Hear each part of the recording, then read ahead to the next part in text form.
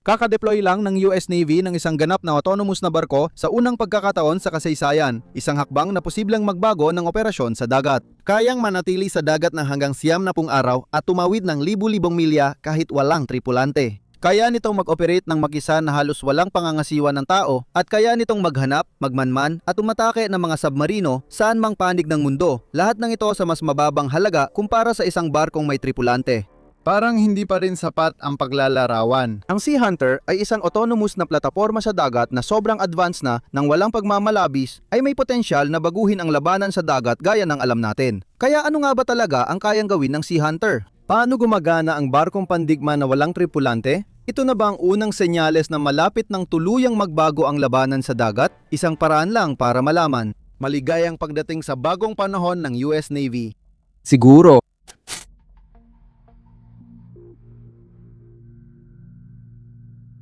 Ngayon, sa nakaraang dekada o higit pa, naging mas malinaw na ang drone warfare ang hinaharap ng digmaan. Maging ito man ay fiber optic FPV sa mga labanan sa Ukraine, MQ-9 Reaper sa impapawid ng gitnang silangan o mas eksperimento na teknolohiya tulad ng unmanned ground vehicles, halata na ang pattern.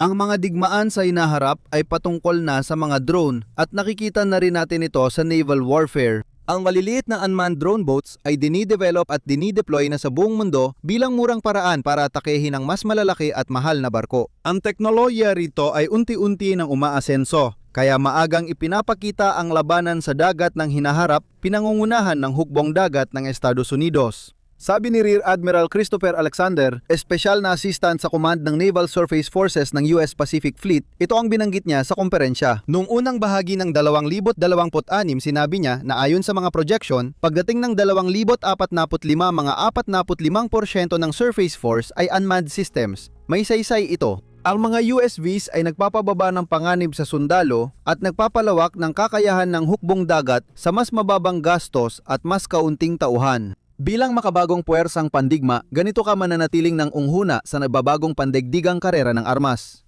Ngayon, ang mga lider militar at kontratista ay mabilis na pinapaunlad ang teknolohiyang ito para balang araw ay magkaroon ng tuloy-tuloy na pagpapatrolya sa mga karadatan gamit ang autonomong sasakyan. Kahit mukhang science fiction, hindi ito kasing layo ng iniisip mo. Ngayong taon, gumawa ng hakbang ang US Navy gamit ang Sea Hunter. Saan na ba ito nagmula? Nagsimula talaga ito sa paboritong tagapagpaunlad ng armas ng US government, si Skynet. Hindi, ang tinutukoy ko ay DARPA, kahit ito na ang pangalawang video ko ngayong araw na napag-usapan si Skynet. Masaya. Noong 2014 noong uso pa ang Vine at ako mismo ay ikinukulong ang una kong rider sa basement. Ibang panahon yon.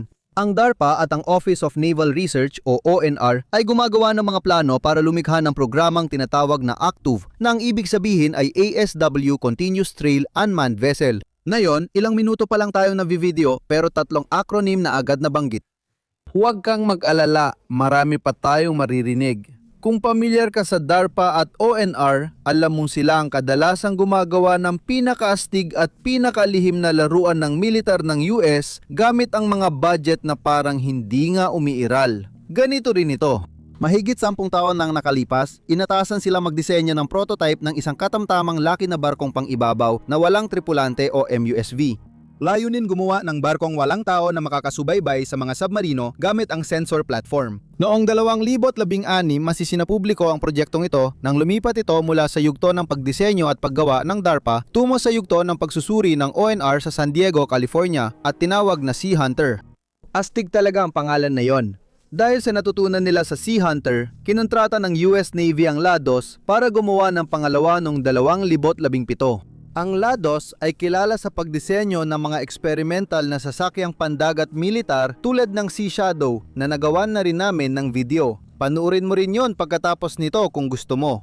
Natapos ng LADOS ang trabaho nila at naihatid ang bagong sasakyang pandagat sa US Navy noong 2021. Pinanggalanan nila ang pangalawang barko na Seahawk. Huwag ito ipagkamali sa Navy helicopter. Sa totoo lang, buti na lang at walang nakakainis na acronym na yon. Para maiwasan ang kalituhan at bilang respeto sa orihinal na nagdisenyo, tatawagin na lang nating parehong Sea Hunter ang dalawang barko dahil iyon ang klase nila para sa video ngayon. Hindi sila magkapareho at wala rin akong interes. Simula noon, dumaan ang dalawang barko sa matagal at masusing testing para makuha ang operational at performance datos. Matalino talagang subukan muna ang Skynet na bangka bago gamitin, kaya saludo ako. Ngayon, tingnan natin ang Sea Hunter. Ano nga bang tinitingnan natin dito? Dahil para sa akin, ang itsura nito ay parang isang maliit na replika ng barko na nilalaro mo sa paliguan habang nagkukunwaring may laban ng pandagat kasama ang mga rubber duck mo. Sa totoo lang, ang nasasaksihan mo dito ay noong ginawa ito, ang pinakamalaking barko sa mundo na walang sakay na tao. Pinakakapansin-pansin sa disenyong ito ay naisa itong trimaran. Iyan ang tawag sa multi-hull na sasakyang pandagat na may pangunahing katawan at dalawang mas maliliit na panlabas na hull na pinagdurugtong ng mga pahalang na biga. Karaniwan, makikita ang ganitong disenyo sa high-performance na mga sasakyang pandagat at pleasure craft pero ginagamit na rin ito sa ilang espesyal na military vessels. Madalas silang piliin dahil sa bilis, katatagan at kaligtasan kumpara sa monohull, lalo na kung walang tao na nagpapatakbo ng sasakyan. Bukod dyan, makikita mo ang mga sensor, antena, gamit sa komunikasyon at modular na payload box sa itaas. Sa madaling salita, ito ang pandagat na katumbas ng paglalagay ng napakamahal na nervous system sa isang mamahaling yate. Pinipinturahan ito ng kulay abo at binibigyan ng security clearance. Ngayon, hindi namin ipagkukunyaring alam namin ang eksaktong armas na kasalukuyang nakakabit dito dahil sa totoo lang, wala talagang nakakaalam ng sigurado, hindi pa naman pampubliko, at least sa panahon na ginagawa namin ang video na ito. Mapapansin mo sigurong parang walang baril ang Sea Hunter na hindi karaniwan sa Amerika, di ba? Pag-uusapan natin yan mamaya sa video, kaya yan ang mga batayang detalye. Ngayon, oras na para sumisid tayo ng mas malalim, hindi lang pag-usapan kung ano ang itsura ng Sea Hunter, kundi kung ano talaga ang kaya nitong gawin.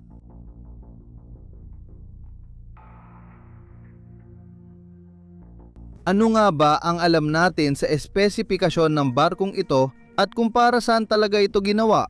Wala sa mga tanong na ito ang may madaling sagot. Tulad ng nabanggit, original itong ginawa para habulin ang submarino sa lahat ng karagatan. Pero ngayon, mas malawak na ang tungkulin nito. Ganun din, wala rin tayong masyadong espesipikasyon tungkol sa Sea Hunter. Talagang tinatago ng Washington DC ang mga detalye tungkol dito. Pero muli, ano nga ba talagang alam natin? Alam natin na bawat barko ay mga 41 metro o 135 talampakan ng haba at mas maikli sila ng mga 10% kumpara sa Arctic Triumph. Astig! Hindi lulutang ang Arctic Triumph. May displacement itong 135 metriko tonelad kapag puno, katulad ng bigat ng Statue of Liberty na walang base. Para mas madaling ihambing, isipin mo na lang ang nanay mo. Lagi namang full load. Pasensya na. Kahit mabigat, umaabot pa rin ito ng 27 knots sa tubig gamit ang 14,000 galon ng krudo para sa 2 diesel engine. Gaano katagal? Iyong 70 araw na nabanggit mo kanina. 3 buong buwan. Iyon ay nagbibigay dito ng tinatayang abot na 10,000 nautical miles, mga 18,000 at 500 kilometro yon. Talagang kamangha-mangha yon para sa isang barkong hindi pinapagana ng nuclear. Ibig sabihin, kayang maglakbay ng Sea Hunter mula California, tumawid ng Pacific Ocean hanggang Japan at makabalik gamit isang tangke. Sa US military terms, mula San Diego, kung saan din develop ang Sea Hunter, papuntang Guam at balik Pearl Harbor, lahat ng walang kahit isang kargahan. Maganda rin ang performance nito kahit sa magulong dagat dahil dinisenyo itong gumana ng buo habang tumatawid sa mga alon na hanggang 2 metro o 6 at kalahating talampakan ng taas habang nakakapaglayag pa rin sa bilis na 21 knots. Ayon sa ulat, kaya nitong mabuhay sa alon na higit 6 na metro ang taas, 20 talampakan, mas matangkad pa sa karaniwang giraffe. Hindi ako nagtanong, pero salamat sa may akda. Pero hindi lang iyon ang nakakamangha. Ang tunay na kahanga-hanga ay ang disenyo ng Sea Hunter na kayang tahakin ang ganoong kalayuan sa magulong dagat ng autonomo at malayuan. Sa aktwal, ang barkong ito ay walang kahit sinong tripulante. Wala talaga. Wala man lang, kahit isang tao na tinitiyak na hindi ito tumaob o kung ano paman kapag may dumating na alon na 6 na metro at 1 sentimetro. Wala rin itong mga stick control na ginagamit sa mga bagay tulad ng Reaper drone. Sa halip, nagpapadala ang mga operator ng mga utos sa misyon mula sa ibang barko o mula sa pampang at ang Sea Hunter ang gumagawa nito mag-isa. At matalino rin talaga ang bagay na ito. Ipoprogram ito ng tiyak na autonomous na kilos para sa misyon at kaya rin makipag-ugnayan ng mag-isa sa marami pang ibang sasakyang pandagat na walang tripulante. Tama, may mga pirata sa Somalia na nagulat ng lusubin sila ng fleet ng barkong multo. Kaya ang pamahalaan ng sistema ang sarili nito, tinitiyak ang maasahang operasyon at makipag-ugnayan ng autonomous kahit sa matalinong kalaban.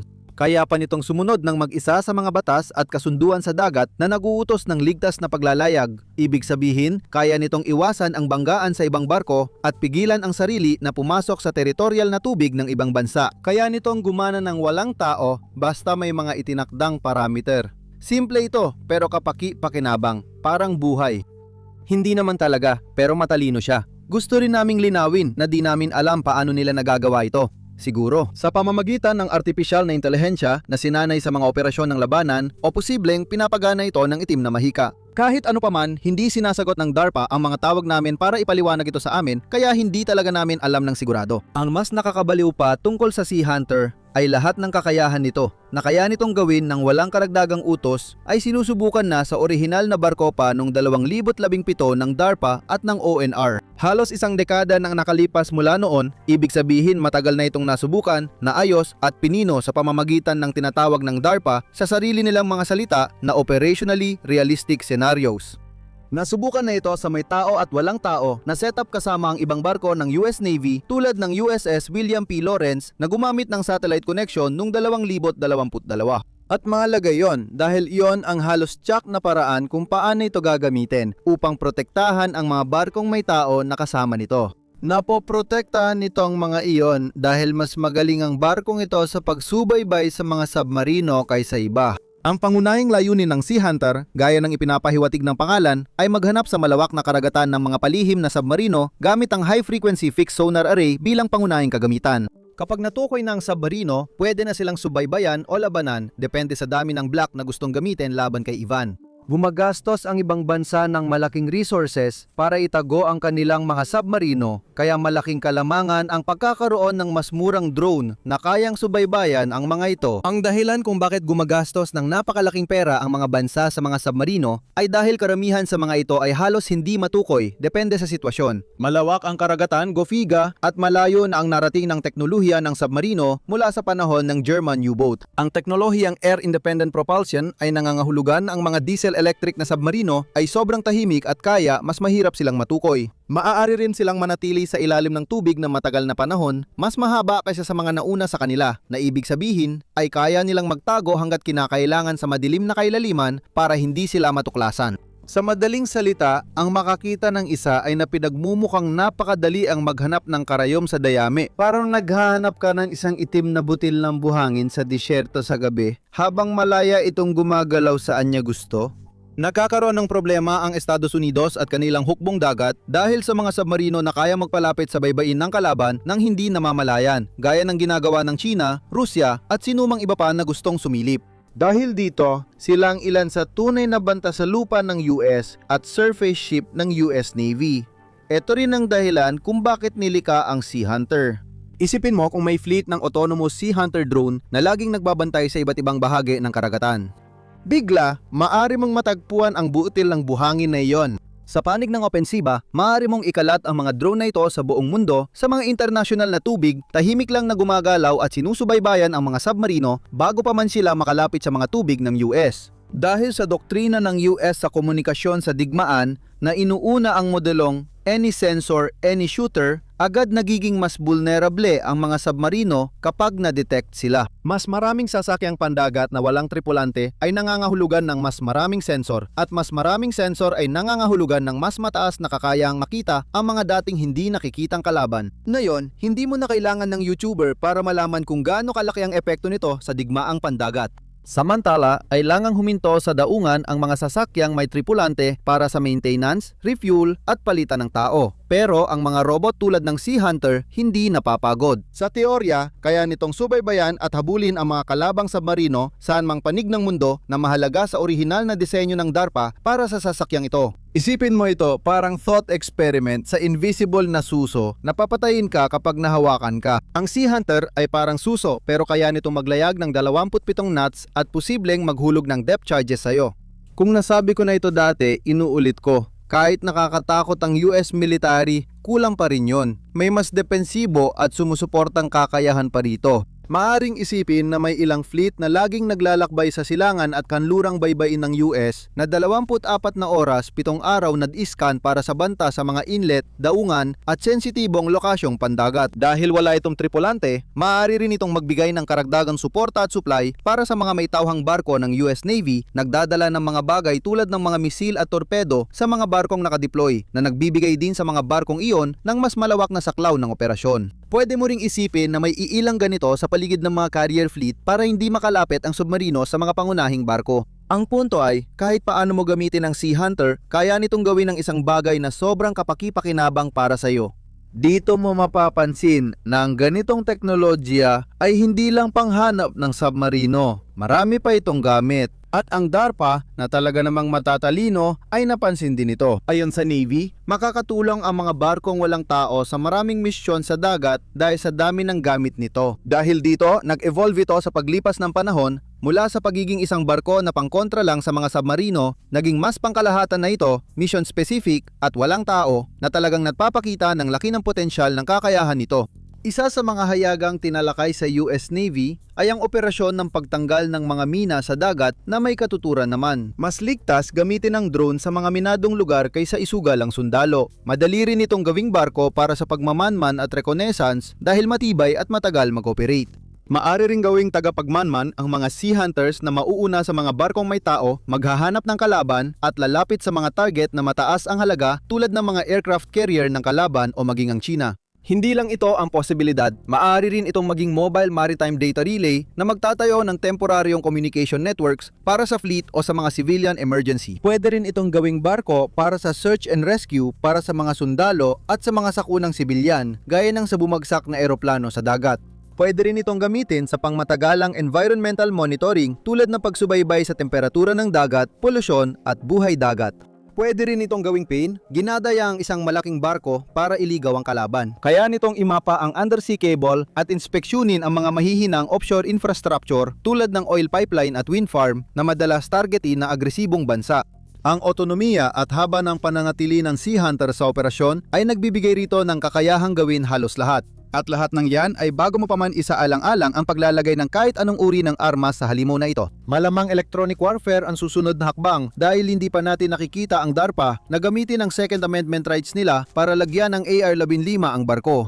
Hindi pa, pero kung magkakaroon ito ng tradisyonal na armas, pwede itong maging armadong escort para protektahan ang mga barkong pangkalakalan o maging nakaabanting unit para sa mabilisang pagtugon habang naglalayag sa malawak na kalagatan. Ang mga weapon system ay medyo komplikadong usapin pagdating sa Sea Hunter at ang mga masusungit na ahensya ng pambansang seguridad ng US Navy ay siniguradong malabo ang mga pahayag tungkol dito para hindi magbigay ng tsak na impormasyon. Sanay na sila sa ganyang bagay. Maraming source ang nagsasabing walang armas ang Sea Hunter, pero sa mga diskusyon tungkol dito, madalas pa rin nababanggit ang mga modular payload. Oo, maaring magkahulugan ito ng pagpapadala ng humanitarian aid sa crisis zone o paghahatid ng warhead sa kalaban, depende sa misyon. Madalas ding pag-usapan ang kinetic strike capabilities ng ganitong barko, kaya kapag isinama pa ang focus nito sa anti-submarine warfare, makikita na handa ang US Navy na isaalang-alang ang lahat ng opsyon pagdating sa pinakamahusay nilang ginagawa. Siyempre, pambobomba ng kung ano-ano. May dahilan kung bakit mainit ang usapan sa armas para sa ganitong drone dahil ang kinetic weapon sa autonomous na barko na halos walang supervision ay nakakakaba sa marami na parang tinutukan ng baril. Skydepth, kung ang barkong ito kayang tumawid sa mga karagatan sa buong mundo ng mag-isa, nakakatawa kung hindi niya kayang ipagtanggol ang sarili kahit sa simpleng atake na pwedeng magpatigil dito. Ngayon, hindi nito pinapatunayan na may super lihim na death machine ang Sea Hunter sa barko nito ngayon, pero malinaw na sinusuportahan nito ang argumento na ang klase ng barkong ito ay dinedevelop sa isang ecosystem kung saan ang paglalagay ng armas ay isang napakaposibleng mangyari. Ipinapakita rin nito na mahalaga ang operasyonal na gamit ng plataporma malapit sa target, kaya't ang hindi pag-armas dito ay parang pagpapadala ng sundalo sa labanan ng walang baril. Soviet na bituin, kasama. Kung ito man ay magtatapos bilang depth charges, torpedo, missile, mas maliliit na drone o kung ano mang nakakatakot na bagay na niluto ng DARPA sa isang bodega ngayong linggo, kailangan lang nating maghintay at tingnan. At ito ang pangunahing dahilan kung bakit. Sa kabila ng kakayahan at paggamit ng Sea Hunter, malabong mapalitan nito ang mga sasakyang pandagat na may tao kahit kaya nitong mag-operate ng mag-isa o kasama sa kombinasyong may tao at walang tao. Hindi pa sa ngayon. Ang natutunan natin sa pagyusbong ng autonomous na teknolohiya ay mahalagang may tao pa rin sa proseso, lalo na sa mga sistemang pwedeng magbumba.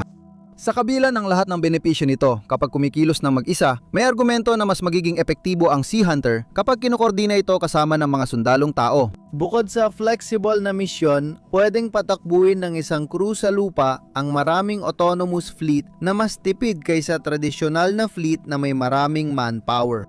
Kung ang pagpapanatili ng mga tao sa proseso ay halos kasing ganda rin, pinapadali nito ang mas epektibong pagkalat ng manpower ng hukbong dagat at pagpapanatili ng mas malakas na kolektibong banta kaya nagiging mas epesyente ang pwersa ng hukbong dagat. Ito rin ang parehong kompromiso para sa anumang malaking fleet ng drone sa lupa, sa dagat o sa himpapawid. Habang dumarami ang bilang ng mura at mahusay na mga drone na meron ka, mas lumalakas ang iyong force multiplier. Si Fred Kennedy, Director ng Tactical Technology Office ng DARPA, ang nagsabi nito ng mas maganda kaysa sa kaya naming sabihin, kaya sisipiin natin siya rito. Ang Active ay kumakatawan sa isang bagong pananaw sa naval surface warfare na ipinapapalit ang kakaunting bilang ng napakahusay at mahalagang kagamitan para sa mas maraming bilang ng mga karaniwang, simpleng plataporma na mas nagiging epektibo kapag pinagsama-sama. Wakas ng CP. Isipin mo ito na parang chessboard. Imbis na rin ang gamitin sa lahat, gusto ng US Navy na 12-12 ng pawn ang gamitin. Halimbawa, kaya ba na isang Sea Hunter na armado talunin mag-isa ang destroyer ng kalabang Navy? Hindi. Hindi ito magiging laban. Mas mabilis pa itong matalo kaysa masabi mong, ayan na ang buwis ko, pero baka kaya ng 30 sa kanila.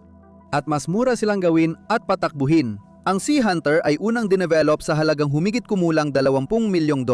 At kung iniisip mong mahal na yan para sa US Navy, dapat mong makita kung magkano ang halaga ng mga barko nilang may tripulante. Ang Arleigh Burke-class destroyer, isa pang napakagandang kagamitan na natalakay na natin dito sa channel na ito, panuurin mo ang video pagkatapos nito. Kung gusto mong malaman, $2 bilyong ang halaga, 2 bilyon na may B. Na yon, pareho ba sila ng trabaho? Hindi, siguradong hindi. Bukod sa mga barkong ganito, malaking bentahe ng Sea Hunter ang mababang halaga at serbisyong hatid dito sa labanan.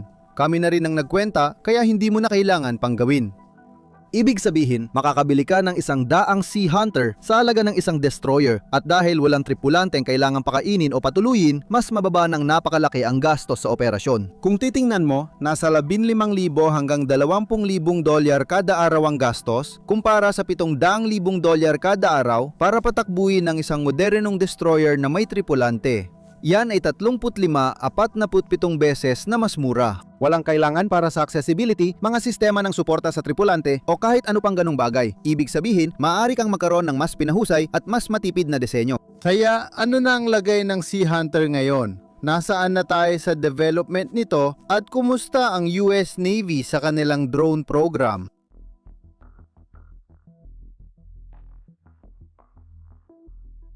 Ang militar ng US na hanggang ngayon ay tinuturing na nahuhuli kumpara sa iba pagdating sa pagdevelop ng murang at mahusay na mga drone ay nagsisimula ng sumabay at malakihang pinapataas ang produksyon para sa kanilang mga drone fleet.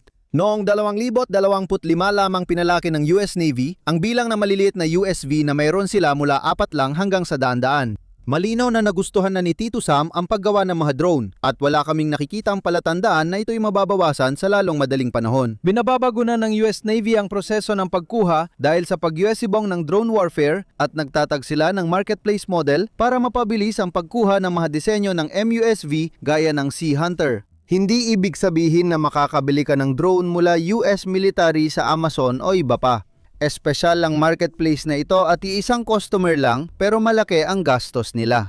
Ayon kay Rebecca Gaslar, unang Portfolio Acquisition Executive ng US Navy para sa Robotic at Autonomous Systems sa Panayam. Sipi ko dito, ang layunin namin ay lumikha ng isang regular at paulit-ulit na marketplace. Hindi lang para sa MUSV, kundi para rin sa iba pang klase ng mga sasakyang pandagat. Dinisenyo ito para tumugma sa dumaraming pangangailangan ng mga sistemang walang tripulante sa iba't ibang misyon.